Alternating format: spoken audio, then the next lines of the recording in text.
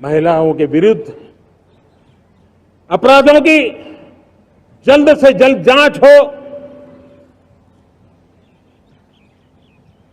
राक्षसी कृत्य करने वालों को जल्द से जल्द कड़ी सजा हो, वो समाज में विश्वास पैदा करने के लिए जरूरी है।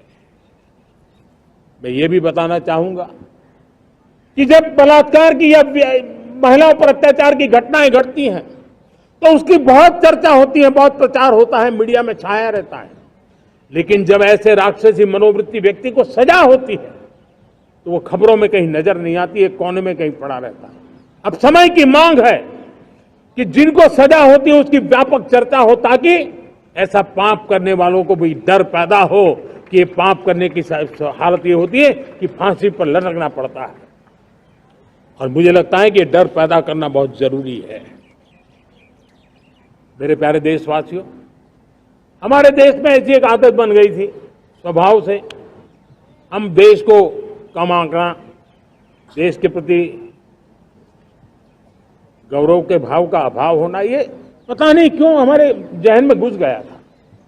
और हम तो कभी कभी तो लेट आए तो कहते थे इंडियन टाइम, शर्म के साथ हम बोल देते थे। देश को इन चीजों से हमने बाहर लाने में सफलता पाई है। किसी जमाने में कहा जाता अरे खिलौने भी बाहर से आते थे, वो दिन देखे हमने।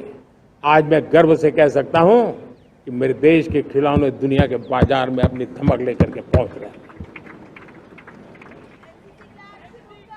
खिलौने हमारे एक्सपोर्ट होने शुरू हुए।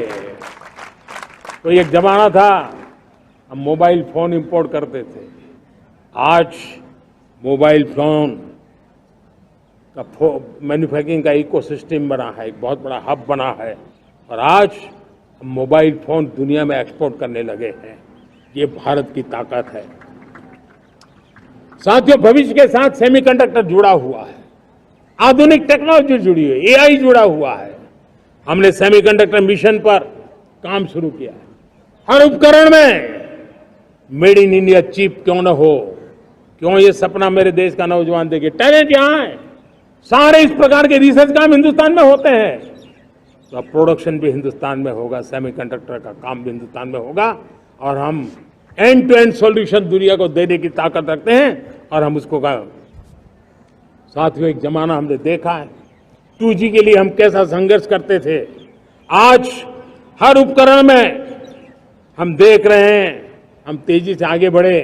और 5G जिस तेजी से पूरे देश में रोल आउट हुआ, हिंदुस्तान के करीब करीब सभी क्षेत्रों में 5G पहुंच गया। वो विश्व में तेज गति से 5G पहुंचाने में हम आगे रहे। और देश साथियों, मैंने कहा हम रुकने वाले नहीं है। 5G पे रुक जाना हमें मंजूर नहीं है। हम 6G पर अभी से मिशन मोड में काम कर रहे हैं, और विश्व में हम उसमें भी अपनी धमक जमाएंगे, ये मैं विश्वास से कहता हूं। मेरे प्यारे साथियों, डिफेंस सेक्टर हमारी आदत हो गई थी। डिफेंस बजट कितना ही क्यों न हो, लेकिन कभी कोई सोचता नहीं था कि डिफेंस बजट बढ़ा तो जाता कहां है। डिफेंस बजट विदेशों से खरीदी में चला जाता था।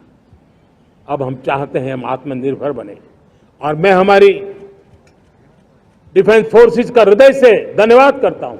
उन्होंने हजारों ऐसी चीजें लिस्ट कर दी है। उन्होंने तय किया है कि हम विदेश से नहीं लाएंगे। राष्ट्र के लिए जीना क्या कहते हैं, ये हमारे सेना के जवानों ने दिखाया है, और उसके कारण डिफेंस के सेक्टर में हम आत्मनिर्भर होते चले जा रहे हैं।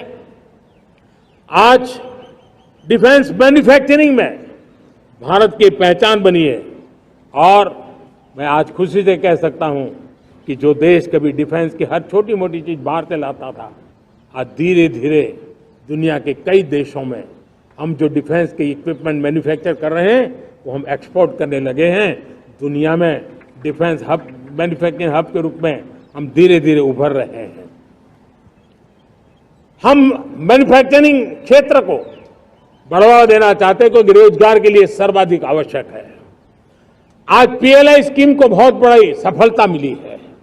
FDI रिफॉर्म्स उसने